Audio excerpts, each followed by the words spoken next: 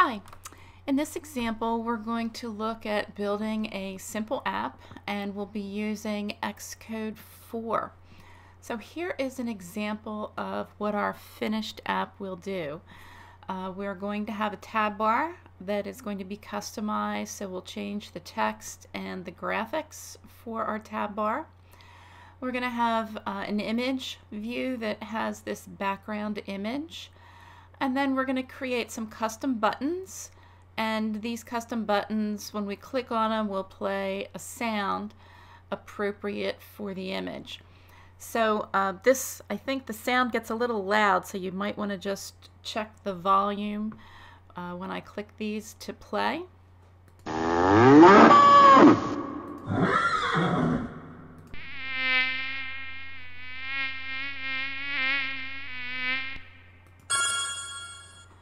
Okay, so these will be custom buttons so that when we click on them, they will play a sound.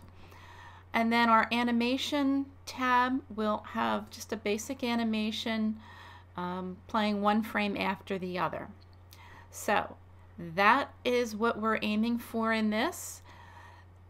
So let's get started. We'll start by opening up Xcode 4. And once you have Xcode installed on your computer, it's a downloadable from the App Store from Apple.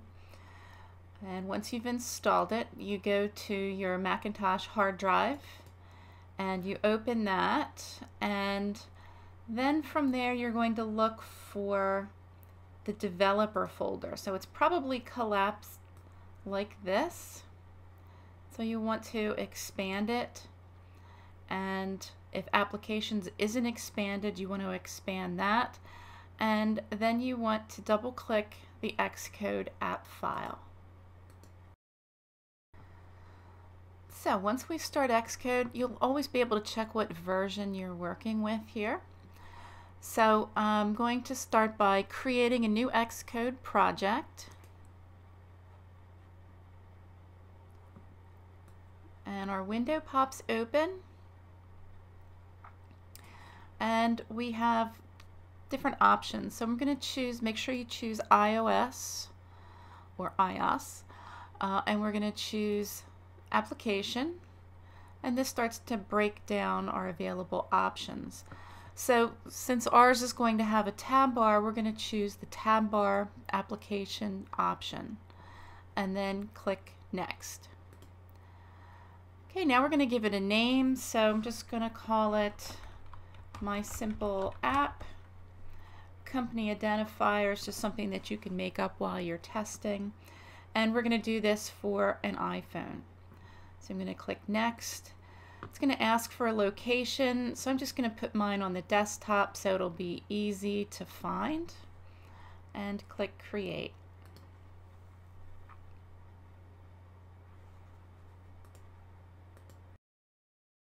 Okay, so now you can see from this the window that we have to work with. We have our files separated over here that we can easily access, and we can expand and collapse these files much to the way that we did in Xcode 3. Now, one of the first things that we're going to need to set up in this is, first of all, there are a bunch of graphics and images that our application will need. So I'll set these up as a link that you can download from this video, or you can use your own. But I just have a folder called Assets that I'm just going to drag right into my Supporting Files folder over here. And unless you have the files already in your particular folder, you want to make sure you choose Copy them into the Destinations Group folder so that it will put copies in there. When this happens, it doesn't move it from its existing location, it does put a copy there, which makes it pretty easy to add them. So we'll click Finish, and then we'll have a folder over here of the assets. So we have some things for our animation that we'll be using. You'll be able to see what some of these images look like. And then we have images for our buttons that we're going to be using. and we have our sounds, so the sounds that are going to play, and I made the names of the sounds to match the name of the image that we're using for the button. This will make it easier when we go to create the code to play the sound name that matches the image or the button name. There's also an icon PNG file which it created so that when we test it in the simulator, we'll have a little icon in our simulator. And default PNG is what will automatically display when you go to run your app. So at this point we can just run our app and see what we get as the default for setting up our tab bar application and adding these icon and default images. So up here we click the run button to start the simulator.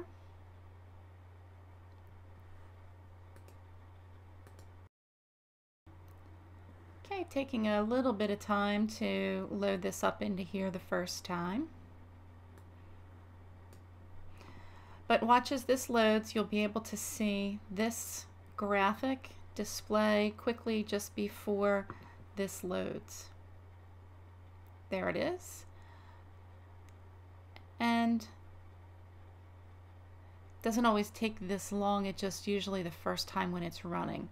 Okay, so here we have our default tab view, and that's based on the type of project that we selected. So it's giving us a little bit of code here. So we have our first tab and then our second tab. So as we go through this, we'll set it up so that we'll be able to change the content of this to have our landscape view and our custom buttons, and then this will contain our animation of our little bunny. Now if I hit the home button, this will go back, and now you can see the icon for our simple app, because we again in our files over here we have icon.png, and so that's what gave us that on our home screen. Okay, so you saw in the example that when we click on one of these buttons that we're going to have a sound play. And in order to get the sound to play, we have to add the audio framework. So before we even get in and start coding everything, let's set up our project so that we can use this framework, which will allow us to be able to play sounds. So to get to the framework, we're going to click up here on our application, and we're going to go to Build Phases. And then we go to link binary with libraries to expand that. And you can see these are the libraries that are already with our default application or project that we created. And we're going to add the audio. So I'm going to click the plus sign here. It's going to give us a list of the available ones. And we're going to choose the Audio Toolbox framework and click Add. Now you can see that it's been added to the project. So that process is quite different than Xcode 3, just a couple of other steps. If you remember in Xcode 3, we right-clicked on the frameworks folder and chose Add New Frame or Add Existing Framework. That's different in Xcode 4. Okay, so next what we want to do is to set up and customize our tab bar. So to do that, now the way this project will work is that the main window nib file, remember the nib file is our interface file, it's responsible for loading in the other views. And so our tab bar controller is available in this view. So I'm just going to click on the main window nib file, and that opens up a nice window over here to the side with our interface. And when I click on the tab bar controller, this window pops up, and you can see that this is separate from the regular view. So this is for our tab bar controller, and that's going to control the rest of these tab bars that appear in our first view and our second view. So we have to set this up and customize it in the main window nib file.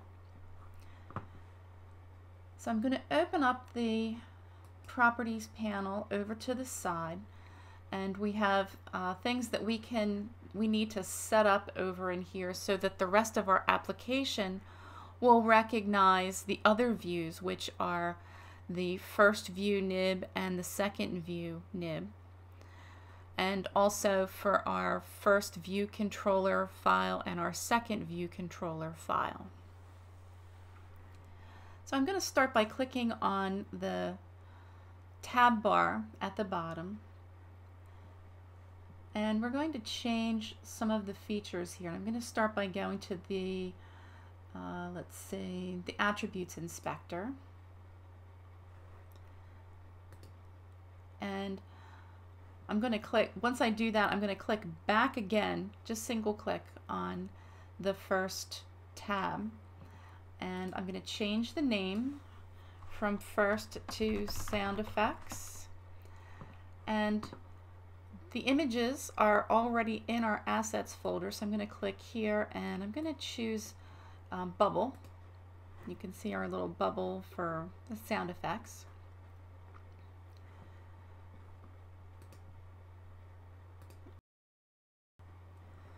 And then I'm going to repeat the same process for the second tab bar item. So I'm going to click on second.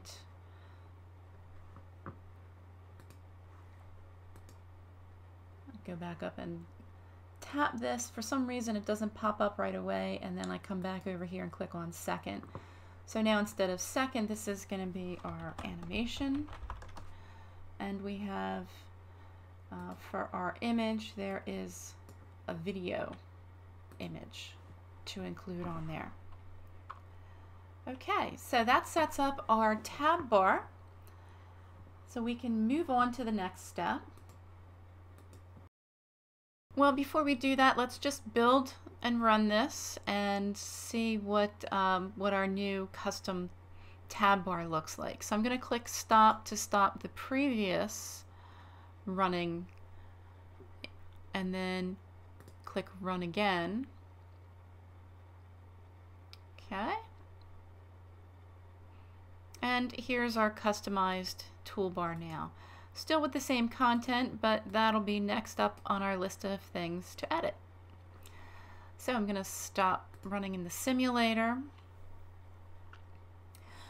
Next, we can go in and start to set up the first view.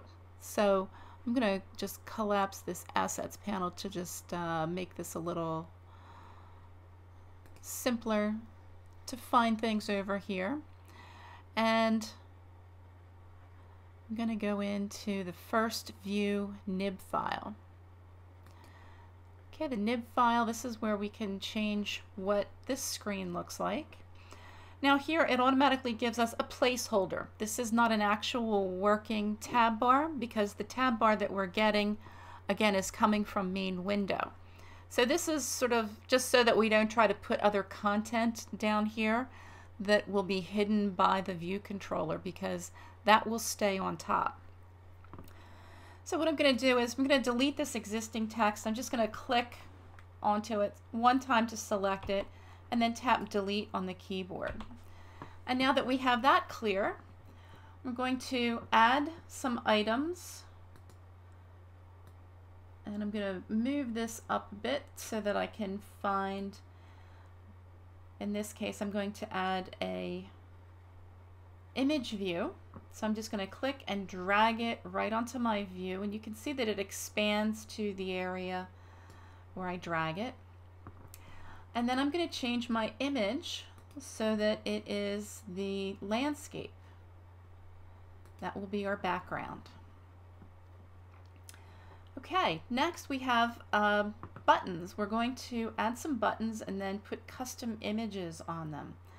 So I'm going to scroll up here to find my round rectangle button, and I'm going to drag it out onto the view, and I'm just going to start by making it a little bit bigger, and can put my image in here. Well, first I'm going to change it to custom. I'm going to put the image in as cow, and I'm also going to give it a title. And the reason I'm doing that is because when we're going to connect this to our code to play a sound, I'm going to use this name, which is also the name of the sound, so that we'll be able to easily use one set of code for each of the buttons to play the right sound. So this is actually going to tell it the name of the sound to play at the same time. So now I'm just going to expand, whoops, grab the wrong thing. Command Z is undo. And I'm going to expand my button, drag them up to make them a little bigger. You can see the title there, but I don't want that to show up, so I'm going to take it back into the side a little. Alright, so now I have my cow, and I'm going to place them on the screen wherever I want them to be. Now we can repeat that same process for our other buttons, but a quick way is to hold down the Option key and then click and drag to make a copy of him. And instead of cow, I'm going to change this to the image to horsey, which is the name of our image. And instead of cow, this is going to be horsey. And again, the label from the text is showing up there, so I'm just going to make this a little smaller so that that doesn't show up on my screen. And I'm going to Option and click and drag again, and I'm going to change this to B, and my title to B. And then I can resize my B.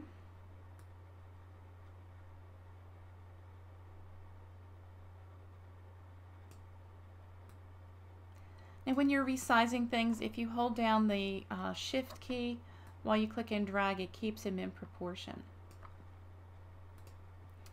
And then finally, Option drag, and I'm going to put my son.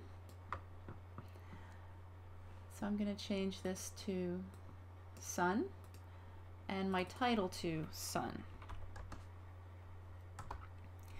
And I'm going to make him a little bigger.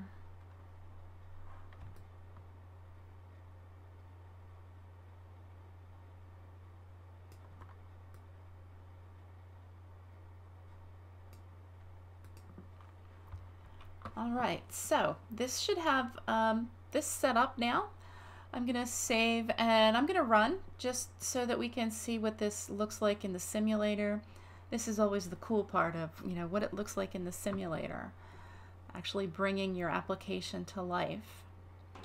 And now I can click and you can see my buttons, but they don't do anything yet other than flash back and forth. We need to add some code in order to set these up so that they'll play a sound. So that's one of the things in Xcode and building your apps is it's nice to be able to design and lay out your interface, but in order to get these to do anything, there's usually code that's involved with getting all that to run. So to start setting this up, the first view controller, the files that we got when we created this project, first view controller H and first view controller M, are what will control this first view. And then the other view, when we do that for our animation, will be the second view controller H and M file, and those will control the second view nib file. So we're going to move into the first view controller H file. This is the header file, and this is where we start to set up our code. And I'm just going to pop off this utilities panel so that we have a cleaner view to look at.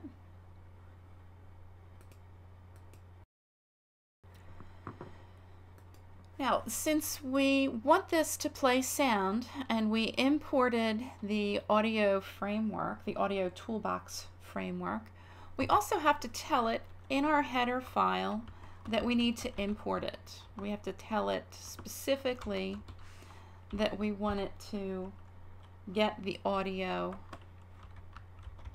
toolbox. And it starts to fill in. When you run into this, you can just press the tab key to accept what it's suggesting, or we can come down here and double click and fill it in that way. So now this is saying, even though we told it to import that framework into the project, we have to be specific and say we need to import it into this first view controller header file, because we're going to be using the sounds in the first view nib file, or actually in our code file. So here we're saying to import that, and we're also going to have an action, and this is, we define our actions here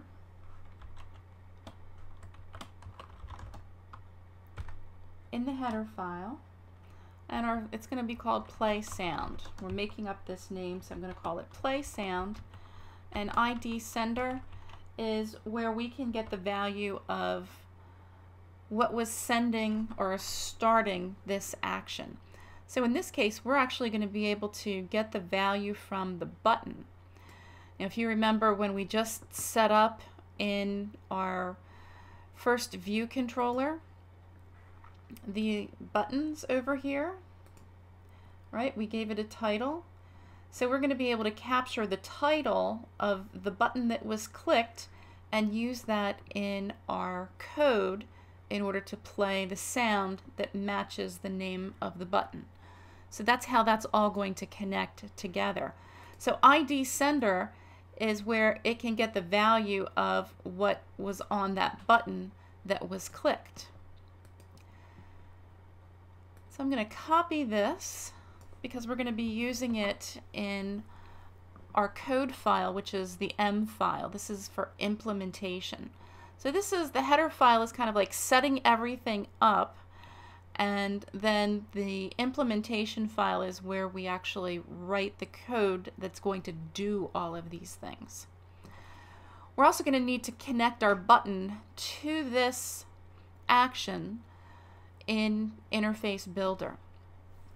Actually, let's do that right now. I'm going to go to the first view nib file that has all of our buttons in here, and we want to connect them to the method or the IB action that we just set up in the header file.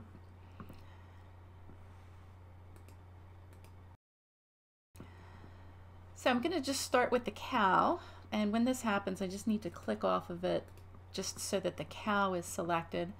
And then you can either right click and drag, or you can hold down the option key and drag. I'm going to right click and drag from the cow up to files owner, and I'm going to choose the play sound event. Okay, that's what we just created in the header file.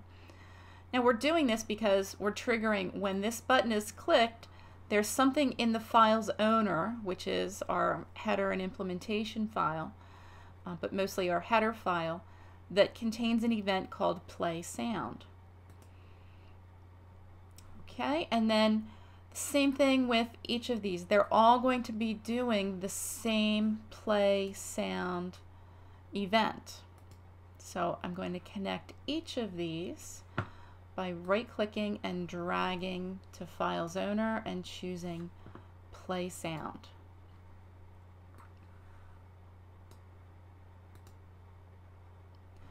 So now each of them have that. If you ever want to check, you can right-click on an object, and you can see what it's connected to. And you can see that this is touch up inside. Files owner has the play sound event.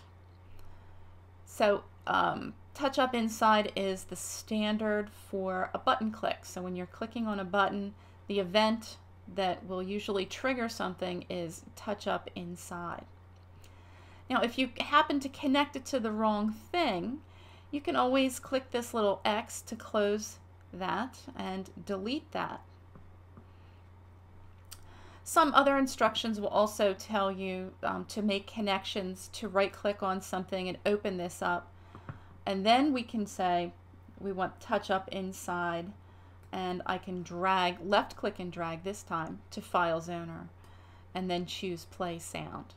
So either technique will work, but I just wanted to show you how to be able to check to make sure that it's correctly connected, and if it's not, how to delete it and then choose the correct connection. Okay, so now we have Play Sound working, or at least connected in Interface Builder. So I'm going to go back to my first View Controller M file, and this is going to be the file that contains the code that will do a lot of what we want our application to do. Now these are little warning symbols, and this is automatically set up. It's warning me that something's not set up correctly. And you're like, well, we haven't even worked in here yet, so how can that be? But that's because we have this method set up, or this action, and it hasn't been set up in the implementation file. So I'm going to come over here, and I'm just going to paste this in. And instead of the semicolon at the end, we're going to change this into a set of curly braces. And then inside these curly braces is where we write the code that will tell Xcode what to do when the button is clicked. So let's just start off with something simple. We'll say that we'll do a log statement. It's ns log. This is to print something to a console screen. And again, these are popping up so that because this hasn't been completed yet. So for now, you can just ignore that, and we'll just say play sound.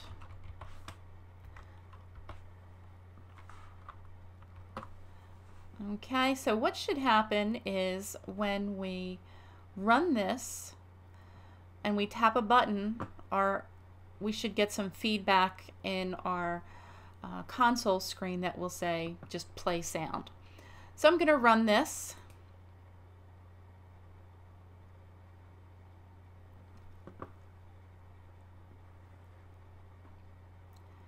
And I'm going to tap on a button, and you can see that down here we have the console popping up that says play sound. So it worked on the cow, and if I hit the horse, we get another one. If I tap the sun, we get a third one, and then the bee gets the fourth one. So we know now that our button is actually working to go to the play sound action, and that we're getting this as a result on our screen. So next what we need to do is to revise this so that it will actually play the sound instead of, or in addition to, printing out this log statement.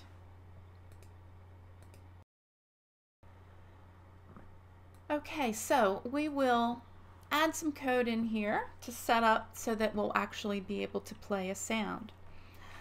Now if you wanted to stop that log statement, we can just put 2 forward slashes in, which is a comment, which means it's going to ignore it and not do anything with it.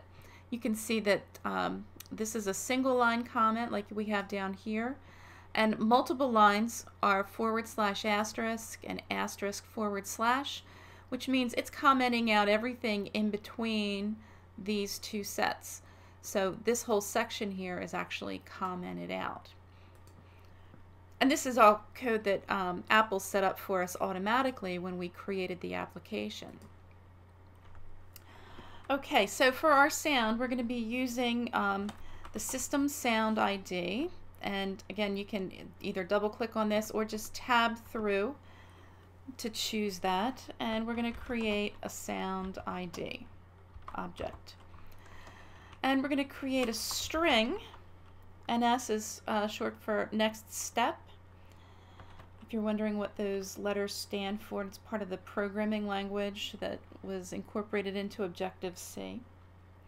We're going to create a string called button name, and we're going to get the value from the button, the title of the button that was clicked. So you remember when we set up our buttons, we gave them names. So we get sender, current, title.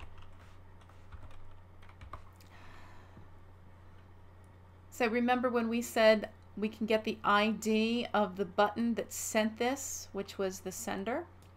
So here we're able to say we're creating a name, a string of the name of the button and what its current title was. And we set the current title to be like cow or sun or bee or horsey. So really what this evaluates to is when the button is clicked and somebody clicked the horsey button, then this becomes horsey and this is assigned to button name. Okay, again, it's popping up with these warnings. The little yellow symbols are warnings, and basically it's saying, you haven't used this yet. You've created it, but we haven't used it anywhere. Same thing with button name. It's saying, if I double click here, you see unused variable button name, and that's because we haven't had a chance to use it yet. You can change these settings in preferences in Xcode, but for right now I'm just going to leave these up here. And next thing we're going to do is figure out what the sound file is. So we're going to also create a string called sound file, and that's going to be equal to a bundle, main bundle, and basically that's referring to the files that are in our application right now. So the supporting files that we added in here for assets, this is going to go out and find those where those files are in the file system. So that's how we write that in Objective-C. I'm going to say path for resource. In other words, where in the file system is this? And we're going to say it's called button name. So again, if they clicked horsey, then path for resource is going to be, this is going to equate to horsey. And the type of file that it is going to be, let's see, we have of type, it's a WAV file, or WAV, depending on your pronunciation. So in other words, this is saying in our file system where all of our files are located, find the path to whatever the name of the button is that was clicked that is the type of WAV file. Then we say audio services, and I can say, rather than typing it all out, I'm going to pick it from the list, create system sound ID, and this should give us our options in here. We have system sound ID, we need another opening parentheses there.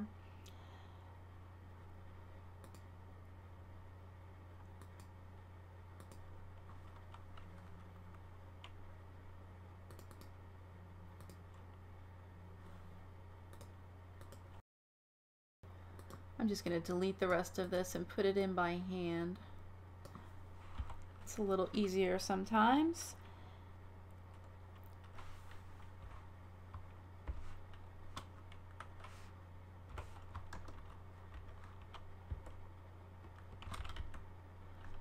file with URL path, and the sound file.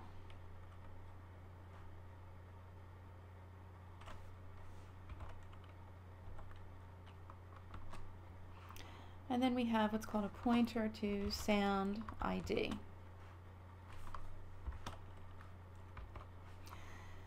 So what all of that is doing is it's going to create a system sound, and it's going to use our sound file path, which eventually gets the button name .wav and uses it with our system sound ID.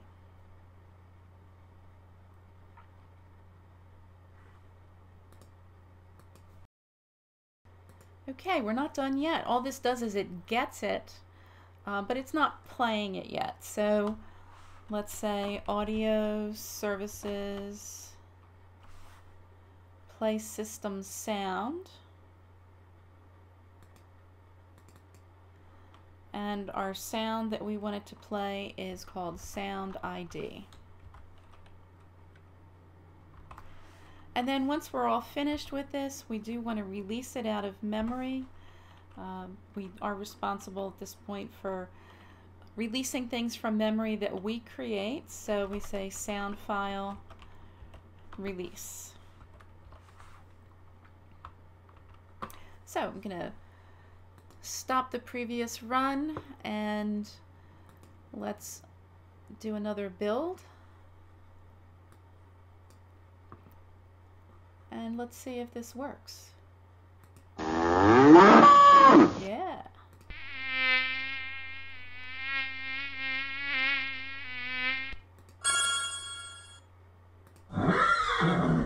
All right, so we're in business. So we will now move on to our animation screen. So I'm going to stop this run and we'll go. Let's set up the second view controller. So we're going to go to the second view nib file. And again, I'll pop open the properties panel to the side. We're going to delete the text off of here. And this time we're just going to add a single image view. Place it on our view. And we'll put out a starter image, and it's going to be for the animation files. So we want frame 1 in there. Now you can see he's kind of stretched out and looks a little funny. So you can adjust the mode. Scale to fit is why he's a little squished in there. You can do aspect fit, which sets him up more of what the normal view is for him, or normal proportion. And we could also say, or you could say, you know, have other options by putting him at the bottom of the view, or if we say the top, but when he goes to do the animation, he might bounce out of the screen there. So I'm just going to say aspect fit. All right, then we need to come over to our second view controller header file and do some setup in here. So as part of our interface in here, we have, now this is called an outlet, IB outlet, that we set up an interface builder for a UI for user interface image view. And we'll give it a name, we'll call it my image view. And then we have to set up its what's called getters and setters to make it available in the rest of our program. So we set up its properties to be non-atomic and retain, and all of that is related to memory management. And then we just copy this in and paste it in. Okay, and so our image view that we just put onto our nib file is an outlet. We'll be able to control this by adding some code in our implementation file, where we'll be able to tell it basically to put all of the different images for our animation into the image view called My Image View. So now we have to set up Interface Builder for it to recognize that that's the image view that we're talking about, because we could actually have more than one in our interface. So if I go to second view nib file, we want to go from files owner. Again, we're going to right click and drag from files owner to our view, and we're going to say this is called My Image View. So that's our IB outlet. We're saying this is specifically the My Image View that we created. And now that connection is made. So back in the second view controller header file, we've made the connection, and now files owner knows what My Image View is in our nib file. Okay, next we go to the implementation file, where we start to set up and get it to recognize My Image View and do some things with it. So first we have to synthesize, and we're going to synthesize My Image View.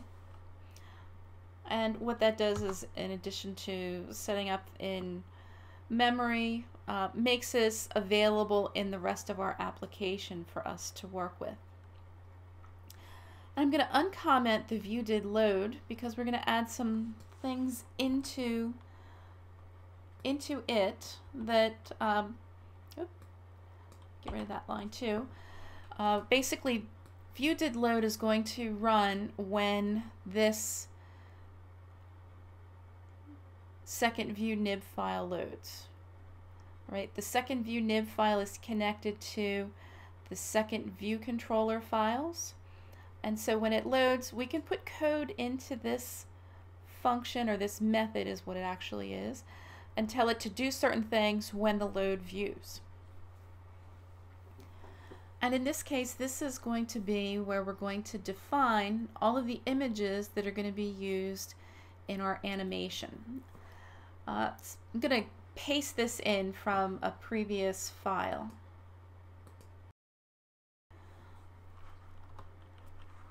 Otherwise, this video will take another 15 minutes just to type this in. But let me explain what this is. We're creating an array, and an array is just a list of objects. And we're calling this array hop animation. So our array, or a list of objects called hop animation. So we're just defining what the name is and what it's going to be. And then this section down here is actually creating the array. So we're saying hop animation is an array. We're allocating it into memory, and we're going to initialize it in memory with all of these objects. And you can see from this that these are UI image. It's a UI image object, and the image name is frame1 PNG.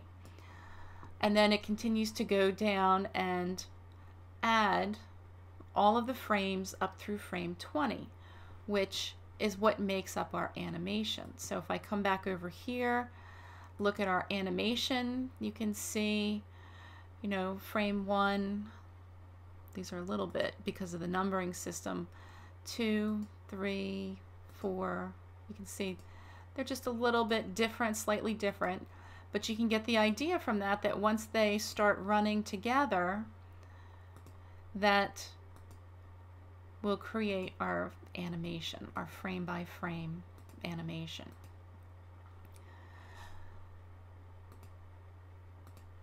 So in our second view controller file, this is actually taking all of those images, putting them into a collection or a group called hop animation, which is an array. So that's how you create an array. Now there are other ways to create the array if we have them all numbered like this to go through and do it a little bit more efficiently, but this is a way I can explain it so that you understand that all of these images are now bundled up into what's called hop animation.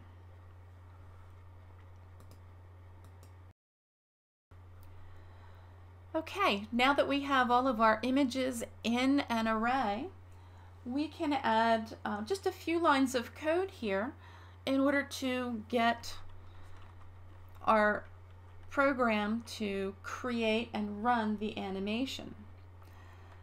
So I'm going to start with the name of our image view that we put onto our nib file, and we'll say animation images equals hop animation. So animation images is something that's available through Xcode and Objective-C to create an animation with a series of images in an array. Then we say my image view, and we'll say animation duration. So I'm going to choose that from here, is equal to 1. So what that means is that in 1 second it's going to run this whole sequence. So one sequence in 1 second. So in this case that would equate to 20 frames per second. And then to get it to actually start the animation, we say my image view start animating.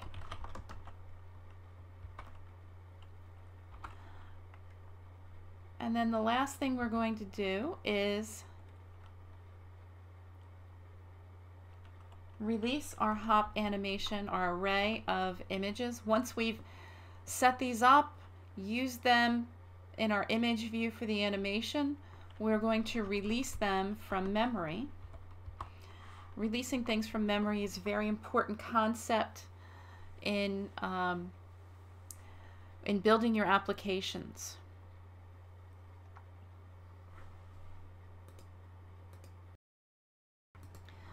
Okay, let's see, it's having a problem with start animating,